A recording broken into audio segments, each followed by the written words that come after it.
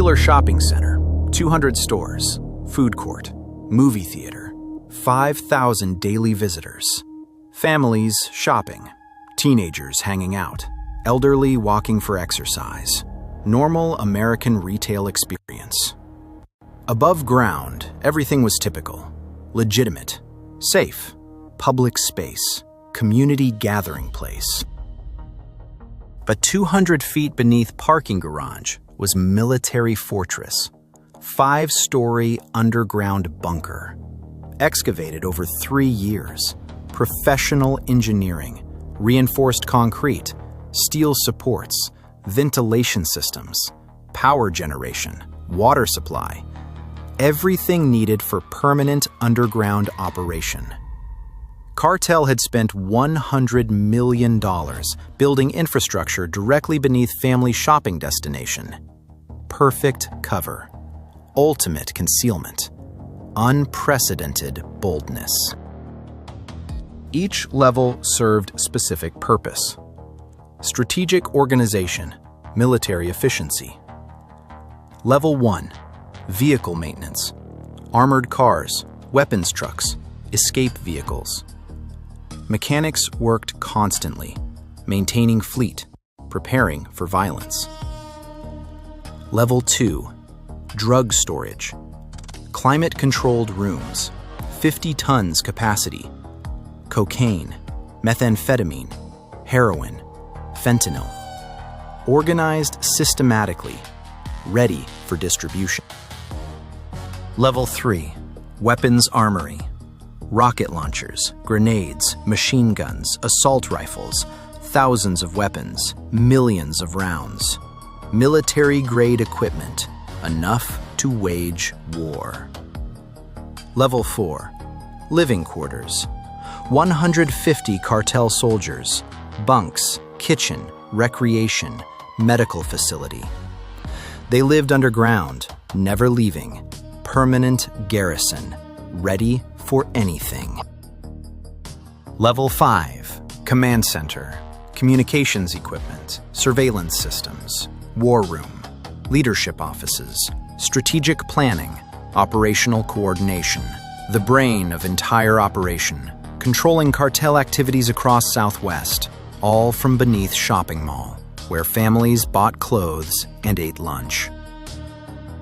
ATF had been investigating for 11 months, following suspicious construction, tracking excavation equipment, analyzing utility usage anomalies, building impossible case. Underground fortress beneath mall? Seemed like action movie. Too elaborate, too expensive, too risky. But evidence accumulated. Ground-penetrating radar showed massive voids. Thermal imaging detected heat signatures deep underground. Seismic sensors picked up activity, movement, machinery, people. The fortress existed directly beneath public space. 5-story bunker under shopping mall, 150 cartel soldiers, $100 million construction. Comment if you think underground fortresses beneath public spaces deserve terrorism charges. Investigation began with construction anomaly. Building inspectors noticed something wrong. Gateway Mall expansion project. New parking structure. City approved. Construction started. But excavation was excessive. Much deeper than plans showed. Much more extensive. Materials delivered exceeded requirements, substantially, suspiciously. Inspector reported concerns. City investigated, found inconsistencies. Permits didn't match actual work. Contractors claimed plan changes, approved by engineers, but documentation was missing or forged. Red flags everywhere. City halted construction, demanded answers. Contractors disappeared overnight. Equipment abandoned. Site sealed. Investigation intensified. Federal involvement began when organized crime connection emerged. Construction company was Shell Corporation. Ownership traced to cartel members. project wasn't mall expansion, was bunker construction, using legitimate city permits as cover, excavating beneath existing structure while shoppers walked above. Families shopped, children played. Fortress was being built underneath. Special Agent David Torres coordinated response, ATF Strategic Intelligence Division. 21 years investigating cartel infrastructure. He'd seen safe houses, drug labs, weapons caches, but 5-story fortress beneath shopping mall? This is unprecedented, Torres told his team. Not just hide drugs or weapons. Built military base under public space. Permanent infrastructure. Strategic positioning. This suggests long-term planning, territorial control.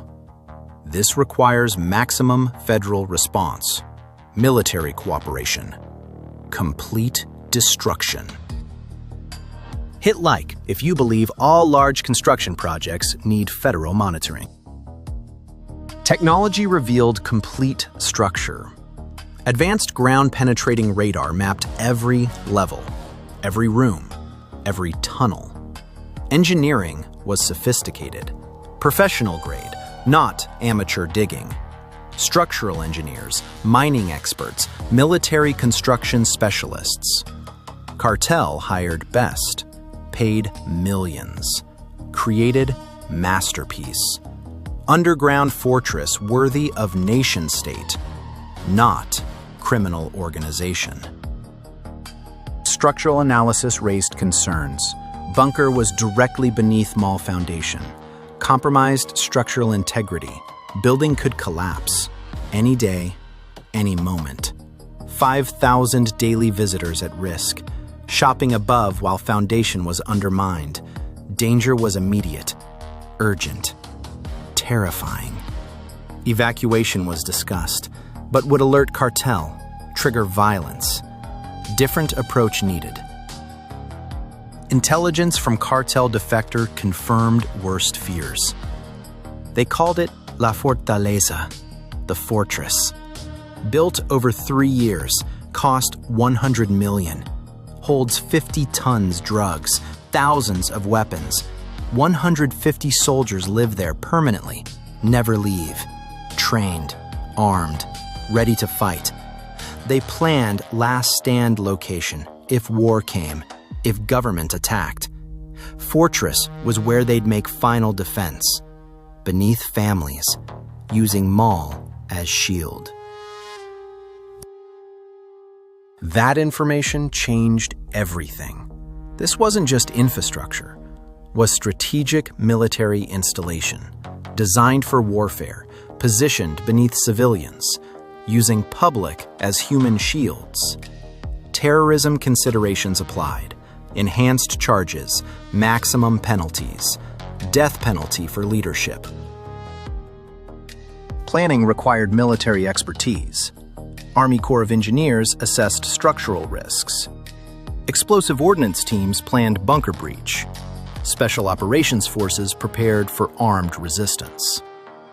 This wasn't standard law enforcement raid. It was military operation, urban warfare scenario, underground combat against fortified enemy, using civilian population as cover. Mall evacuation planning was critical. 5,000 visitors, 200 stores. Couldn't announce raid. Would cause panic, stampede, casualties. Couldn't proceed with civilians present. Would endanger innocents.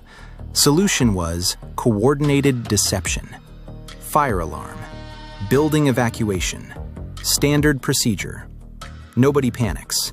Everyone leaves orderly. Mall clears. Then assault begins. February 10th. Execute date. Sunday afternoon. Peak shopping time. Maximum occupancy. Evacuation would be most challenging, but necessary. Bunker assault couldn't wait. Structural engineers warned imminent collapse risk. Building could fall, killing thousands. Timing was critical, dangerous, essential. 2 p.m. Fire alarm activated. Attention shoppers, building evacuation in progress. Please exit calmly through marked exits. This is not a drill. Families gathered belongings. Stores secured registers. Everyone moved toward exits. Security guards directed traffic. Federal agents disguised shoppers, ensuring orderly evacuation, preventing panic, protecting civilians. 30 minutes. Mall was empty. Perimeter secured. No entry. Area isolated. Tactical teams positioned. Engineers ready. Medical staged. This was moment 11 months built toward. 150 armed cartel soldiers, 5 stories underground, beneath empty shopping mall, about to face federal assault. Explosive breaching began. Parking garage floor. Precisely placed charges, controlled detonations. Opening access to level 1. ATF, federal agents, surrender immediately! Response was gunfire, automatic weapons, grenades. Soldiers fought back. Tactical teams returned fire, suppressing resistance. Advancing carefully, room by room, floor by floor. Too dangerous or necessary assault on underground fortress. Comment D or N. Level 1 secured after 40 minutes. 8 cartel soldiers killed, 12 wounded, 6 surrendered. Vehicle bay was cleared. Armored cars captured. Weapons trucks seized. Evidence preserved. Assault continued downward. Level 2. Drug storage. Less resistance. Guards surrendered. Understood futility. 52 tons of narcotics secured. Cocaine, methamphetamine, heroin, fentanyl. Street value, $2.6 billion. Largest single-location drug seizure in ATF history. All discovered beneath shopping mall, where families bought school clothes. Level 3. Weapons armory. Heavy resistance. Soldiers defended arsenal. Rocket fire. Machine guns. Grenades. Battle intensified. Special operations teams deployed. Superior training. Better equipment. Overwhelming force. After 2 hours, level secured. 23 cartel soldiers killed. 18 surrendered. Arsenal captured. Thousands of weapons. Enough to arm small army. All stored beneath movie theater, where children watched cartoons. Level 4. Living quarters. Remaining soldiers gathered, barricaded, final defense. Negotiators attempted communication. Surrender, no escape. Mall is surrounded. Reinforcements won't come. You'll die or surrender. Choose life. Some soldiers emerged, hands up, surrendering. Others fought, died fighting. After 3 hours, level secured. Casualties rose, but federal forces prevailed. Level 5. Command Center. Leadership located. Final assault. Cartel leaders armed, determined. ATF, last warning. Surrender now. Response was defiance. Gunfire, explosives. Battle was intense. Close quarters, underground, dark, dangerous. But training prevailed. Technology dominated. Leadership was captured or killed.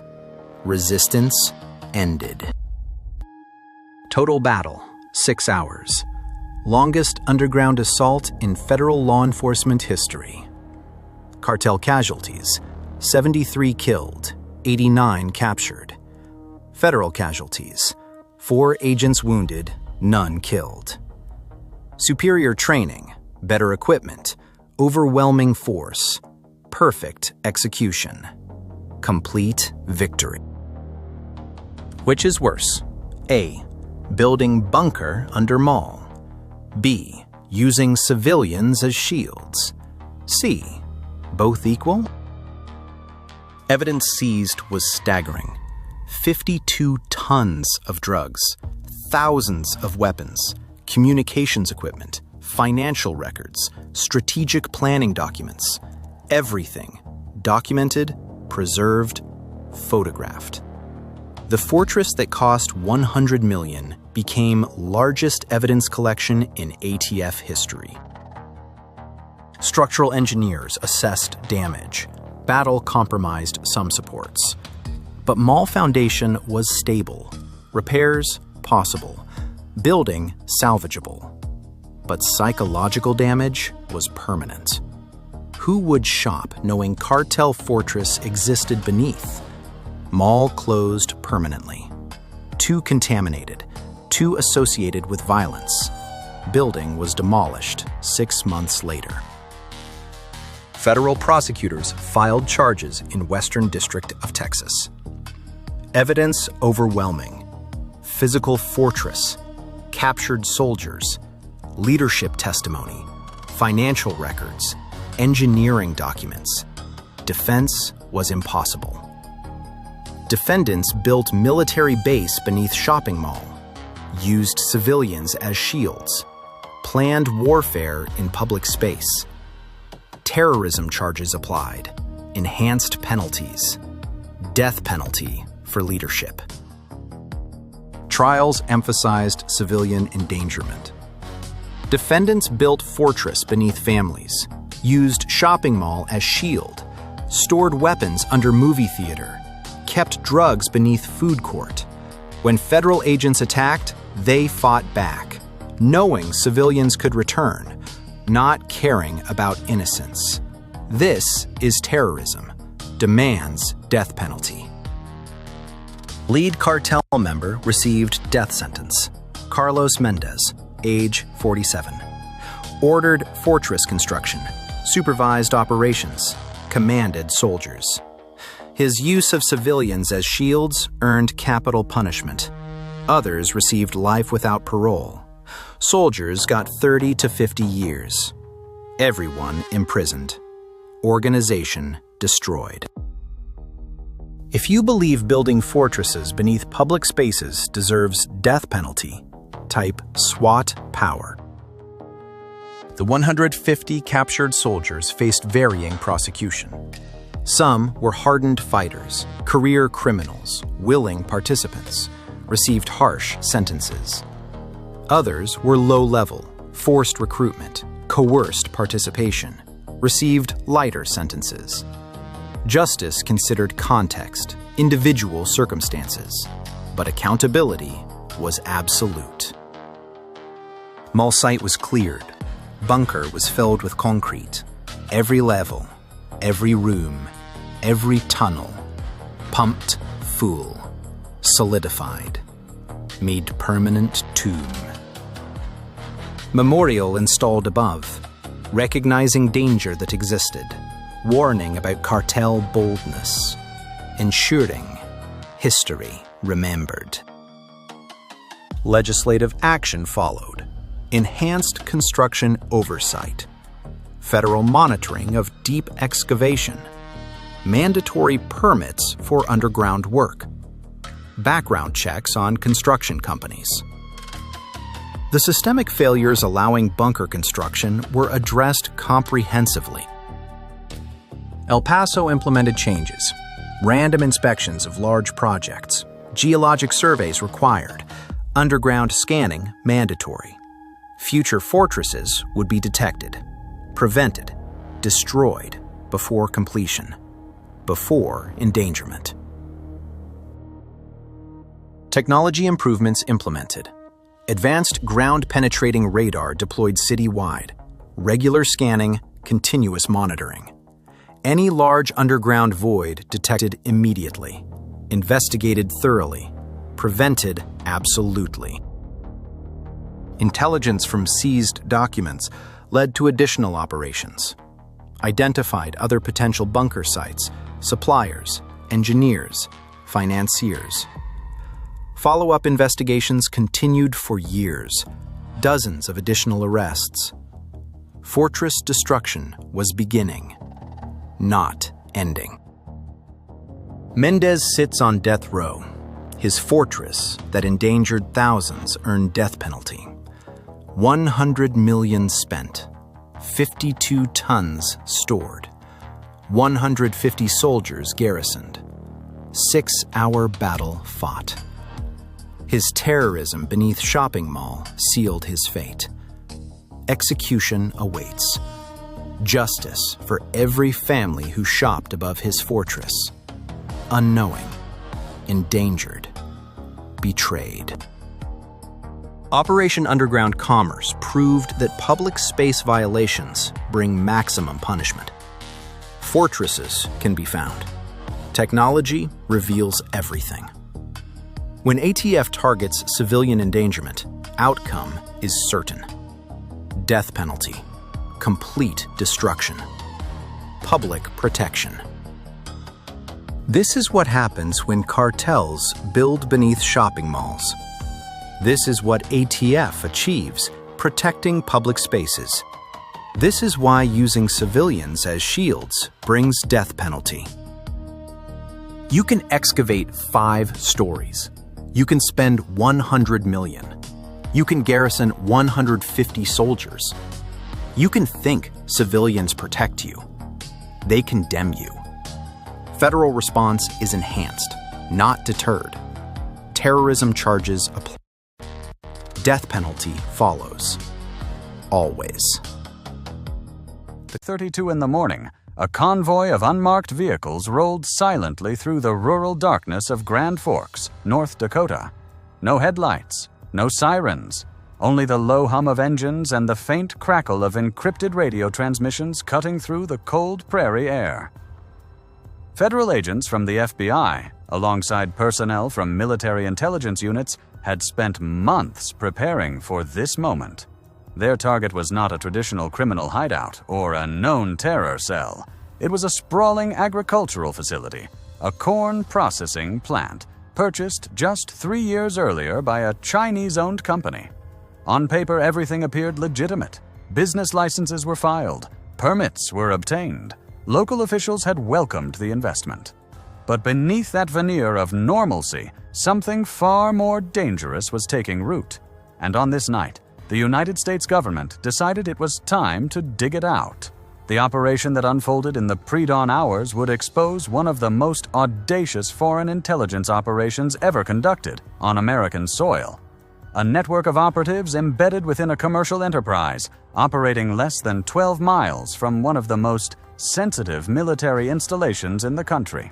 What agents discovered inside would send shockwaves through the national security establishment and force a complete reassessment of how foreign adversaries exploit American openness. This is the story of how the FBI and military personnel stormed a so-called Chinese farm and uncovered a sophisticated espionage infrastructure hidden in plain sight. The investigation began not with a dramatic tip or a defector's confession, but with something far more mundane. Unusual signal patterns. Analysts at the National Security Agency first flagged anomalies in electromagnetic emissions emanating from a location in northeastern North Dakota. The readings were inconsistent with standard agricultural equipment.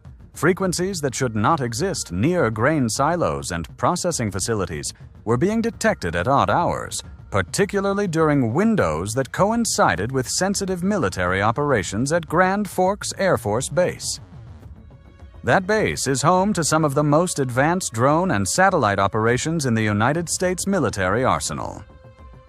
Global Hawk surveillance platforms operate from its runways. Space tracking systems monitor objects orbiting the planet. Communication networks that coordinate assets across multiple continents are housed within its secure facilities. In short, Grand Forks is a crown jewel of American intelligence and reconnaissance capability, and less than 12 miles away, a Chinese-owned company had established what it described as a corn milling operation. The timeline of the acquisition raised immediate red flags when investigators began their work. The purchase occurred in 2021, during a period of heightened tension between Washington and Beijing over technology transfers and espionage activities. The buyer was a subsidiary of a larger corporation with documented ties to the Chinese government. Land records showed the property encompassed nearly 300 acres, far more than would be necessary for the stated commercial purpose. Local residents had noticed oddities from the beginning. Construction crews worked at unusual hours. Shipments arrived in unmarked containers. The facility employed far more personnel than similar operations in the region, and those employees rarely interacted with the surrounding community. Some residents described seeing antenna arrays being installed, structures that seemed inconsistent with agricultural processing. But it was the signal's intelligence that truly alarmed federal authorities. Analysis revealed that transmissions from the property appeared to correlate with flight schedules at the airbase. When sensitive aircraft were conducting operations, activity at the facility spiked. The pattern was too consistent to be coincidental. The FBI opened a formal counterintelligence investigation in late 2023. What they uncovered over the following months would confirm their worst suspicions. Surveillance teams established covert observation posts around the perimeter of the property. Drones equipped with thermal imaging flew patterns overhead during nighttime hours. Wiretaps were obtained on communication lines connected to the facility. Slowly, a picture began to emerge of an operation that had nothing to do with corn. Investigators identified at least 50 individuals connected to the site who possessed backgrounds inconsistent with agricultural work. Many held advanced degrees in electrical engineering, telecommunications, and computer science. Several had previous employment with Chinese state-owned enterprises involved in defense and aerospace sectors. Background checks revealed that a significant number had entered the United States on business or student visas, later transitioning to employment at the facility through what appeared to be a coordinated placement process. The facility itself was far more than it seemed. Satellite imagery analyzed by military intelligence revealed underground construction that had not been disclosed in any building permits. Thermal signatures suggested the presence of significant electronic equipment operating beneath the surface. The so-called corn processing plant was, in reality, a sophisticated signals intelligence collection station designed to intercept and analyze communications from the nearby airbase. What made this operation particularly audacious was its scale and permanence. This was not a temporary surveillance post or a mobile collection platform that could be relocated if detected. The Chinese government, operating through cutout companies and carefully constructed commercial fronts, had invested tens of millions of dollars to establish a permanent intelligence foothold on American soil. They had done so by exploiting the very openness that defines the American economy, purchasing land through legal channels, obtaining permits through standard processes, and hiding in plain sight as just another foreign investment in American agriculture.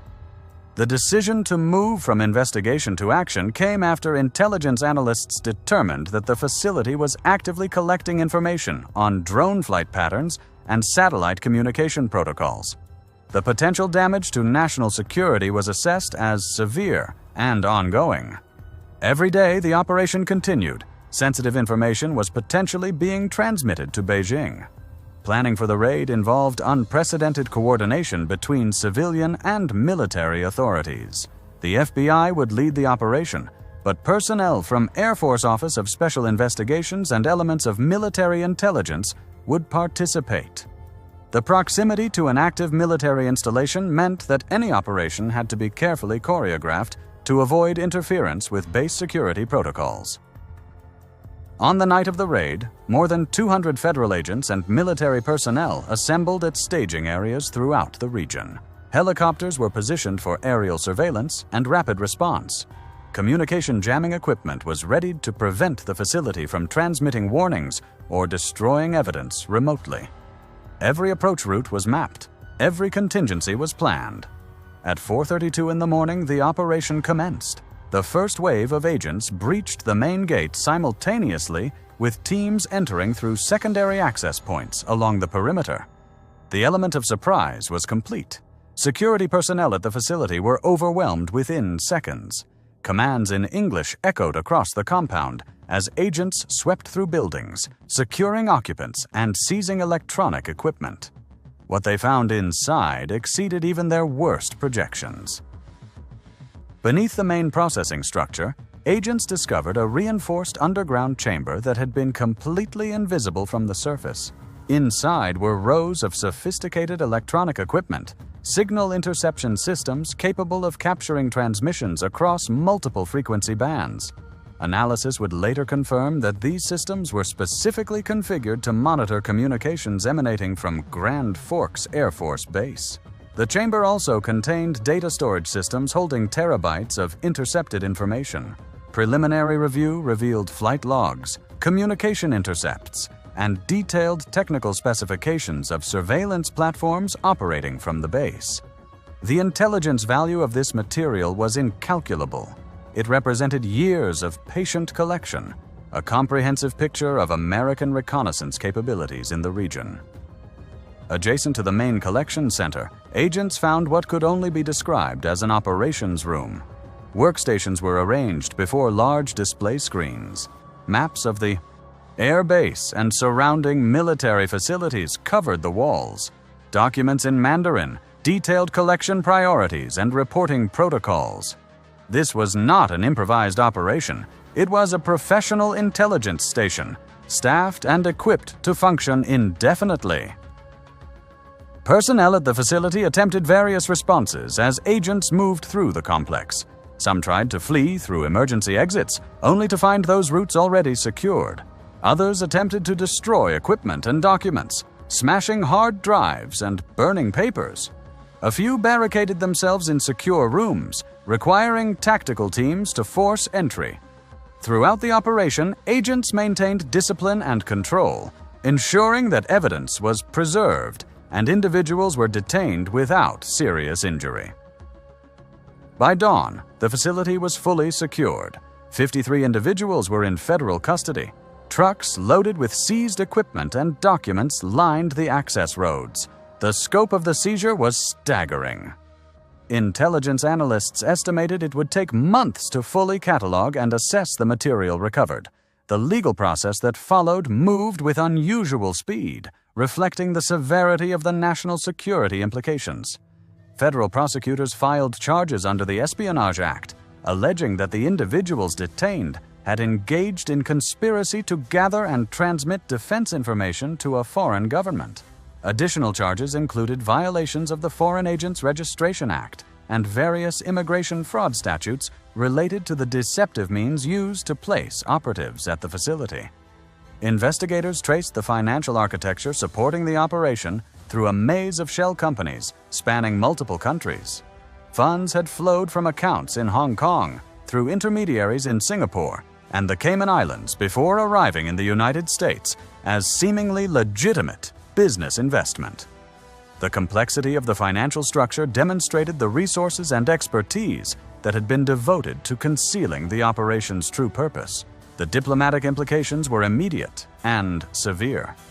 The State Department summoned the Chinese ambassador for what officials described as a direct and unambiguous conversation regarding the incident.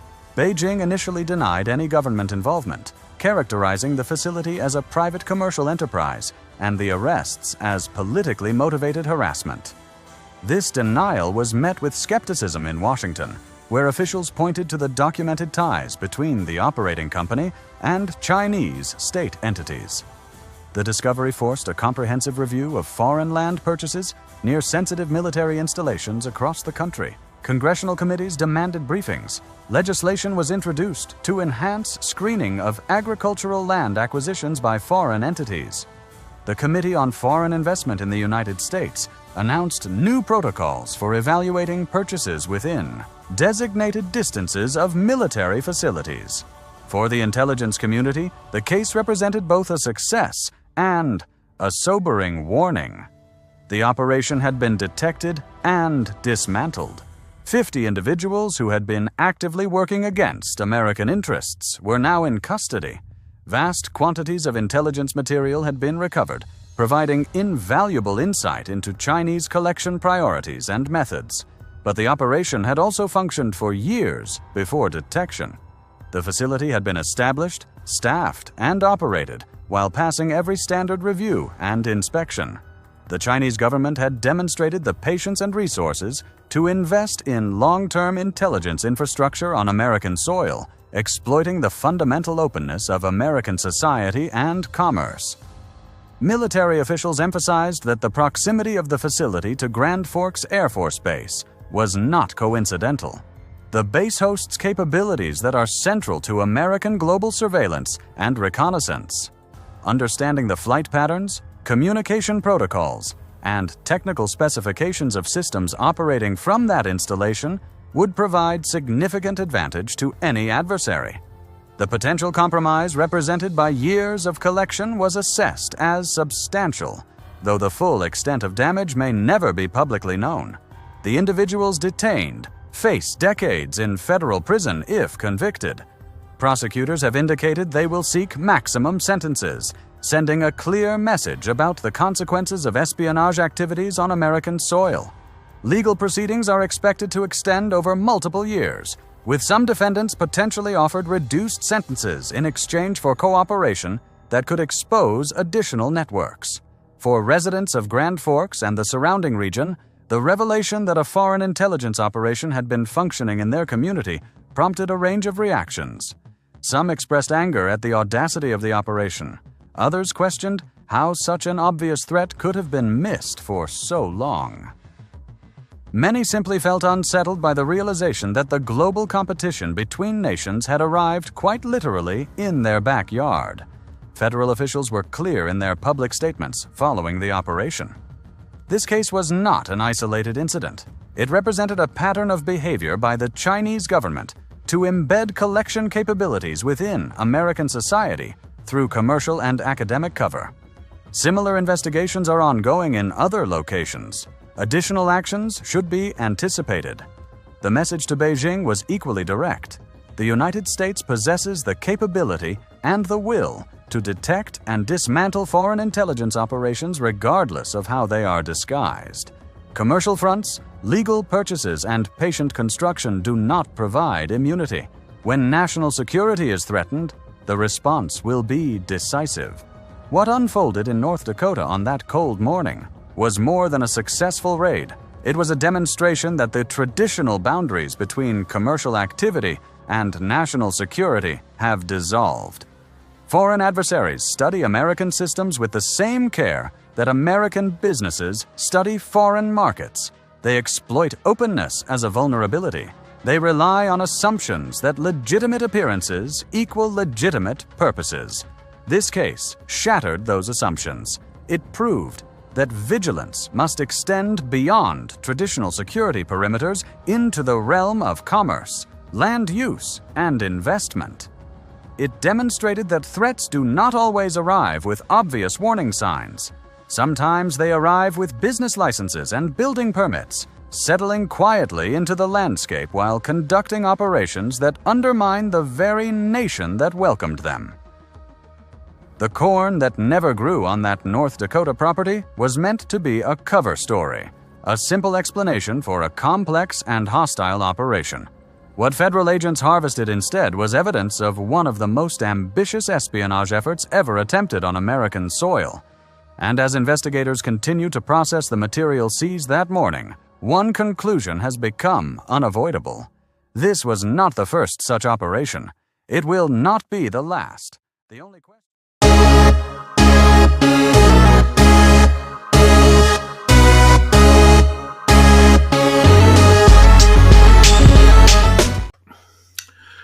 Un saludo, hermanos y hermanas, desde el monasterio de la Luz de Nuestra Señora de Fátima. Hoy quería yo, bueno, ya habéis visto, ¿no?, la línea que llevo, ¿no?, con los últimos vídeos, ¿no? Yo la verdad, como sé que sois todos bastante inteligentes, salvando por alguna excepción, alguien que se deje caer por aquí en alguna ocasión, pues bueno. Pero sé que la mayoría de todos sois inteligentes, ¿no? Y lo que trato con todos estos vídeos, ya habéis visto que cada uno pues trata un tema determinado, ¿no? Estados Unidos, ¿no? Y la verdad lo que pretendo es que la gente que vea estos vídeos pues saque sus conclusiones, ¿no? Es algo como que siempre, ya sabéis que durante mucho tiempo, vamos a decir mucho tiempo, ha estado reinando el mal, ¿no? Y han elaborado, ¿no? Pues a lo largo del tiempo, pues muchas instalaciones, ¿no? Yo lo que quiero con esto es para esto mismo, ¿no? Para que todas esas instalaciones, pues, sean tomadas, ¿no? Por parte de la luz azul, ¿no? Es lo que pretendo, ¿no? Ya sabéis que el maligno a lo largo del tiempo, pues bueno, ha tenido muchas bases operativas, ¿no? A nivel mundial, ¿no? Están las bases secretas, ¿no? Que siempre hay, bueno, han existido desde el principio, ¿no? Entonces yo con todo esto lo que quiero es justamente eso, ¿no? Que no quedarnos solamente en la ciudad, ¿no? Tenemos que salir más allá de la ciudad, ¿no? Y es precisamente a todo este tipo de instalaciones que hay ocultas, ¿no? Por todo el territorio nacional, ¿no? Y cambiarlas, hay que cambiarlas, tienen que cambiar de manos. Es algo que esto es así. Tenemos que tomar el control de todo esto, ¿no? Y por eso son todos estos vídeos, ¿no? Cada uno trata un tema, ¿no? De Estados Unidos, ¿no? Pero bueno, como yo sé que cogéis, digamos, las cosas al vuelo, ¿no? De lo que quiero trasladar, ¿no? Con estos vídeos, ¿no? Que es precisamente es eso, ¿no? De todos estos sitios que se han ido construyendo a lo largo del tiempo, ¿no? Y han sido utilizados, ¿no? Pues para todo el tema operativo, ¿no? Del mal, ¿no? A nivel, dependiendo de las ubicaciones, pues así han sido, ¿no? Yo lo que quiero también es con todo esto, ¿no? De ser que seamos conscientes, ¿no? Seamos conscientes, ¿no? De que muchas veces no tiene por qué ser una base secreta, ¿no? Puede estar justamente al lado de la panadería y no darte cuenta, ¿no? Esto es algo que también hay que empezar a alzar la voz, ¿no? Porque voy a contar el caso más anecdótico que tengo, que es cuando yo todavía estaba en Móstoles, ¿no? Era una instalación china, ¿no? Y el caso era que estaba justamente, bueno, en el polígono, ¿no? Ya sabéis que los chinos se dedican, su mayor, digamos, economía es el tráfico de órganos, ¿no? Pues por aquí van los tiros, ¿no? El caso es que fue un hombre mayor, ¿no? A última hora ya prácticamente, ¿no? Entró en la tienda, ¿no? Porque necesitaba algo, ¿no? La mujer se quedó fuera, ¿no? Que yo creo que fue lo que le salvó la situación también, ¿no? Y por eso pudo llamar a la policía, ¿no? Y el hombre salvarse, pero que le tenían preparado ya, pues para sacarle algún órgano. Pues a esto es a lo que vengo yo también, porque estas cosas antes sucedían, ¿no? En países, no sé cómo decirlo, si del tercer mundo, como se suele decir, o creo que eso es un error por parte de todos, ¿no? Creo que el maligno se ha infiltrado, ¿no? En la sociedad, en todo lo que es la economía, ¿no? De los países, ¿no? Y luego ya sabéis que, bueno, siempre han estado exentos, ¿no? De muchos pagos, ¿no? Ahí tienen también tratos especiales, ¿no? Porque quien ha reinado aquí, hasta que está reinando aquí, es el mal. Y entre ellos hacen sus negocios. Yo te facilito esto, yo a cambio te doy otra cosa, ¿no? Bueno, es algo que todos sabemos y funciona así, ¿no? Por eso también muchas veces hay que empezar, ¿no? Pues ahora con la IA, ¿no? Que está tan de moda, ¿no? A crear, digamos, pues cruces, ¿no? Cruces de información, ¿no? De tantas cosas, ¿no? Para sacar todo. Tenemos que sacar toda la oscuridad, ¿no? Que se ha incrustado, ¿no? Pues en el sistema, ¿no? Y muchas veces, qué mejor, ¿no? Que hacer un sistema nuevo, pues con carreteras nuevas, caminos nuevos y todo bien, y volver desde el principio, pues a que las cosas sean de otra manera, muy diferente, ¿no? A como han sido hasta ahora, ¿no? Por eso todos estos vídeos van en esa línea, ¿no? De despertar conciencia, ¿no? para desenmascarar todo lo que hay aquí metido dentro de España, ¿no? Allí, por ejemplo, también hay muchas cosas muy malas, muy desagradables, ¿no? Como en todos los países, ¿no? Pero eso es lo que tienen que hacer todos los gobiernos a nivel planetario, pues, para acabar con el mal, ¿no? Que en lo que estamos, ¿no? Destrucción del mal en todo, y toma de control de todas las instalaciones que hay que se han estado utilizando pues para hacer el mal, como todos sabéis, ¿no? Y poco más, hermanos y hermanas. Un saludo del monasterio de la Luz de Nuestra Señora de Fátima. ¡Mua!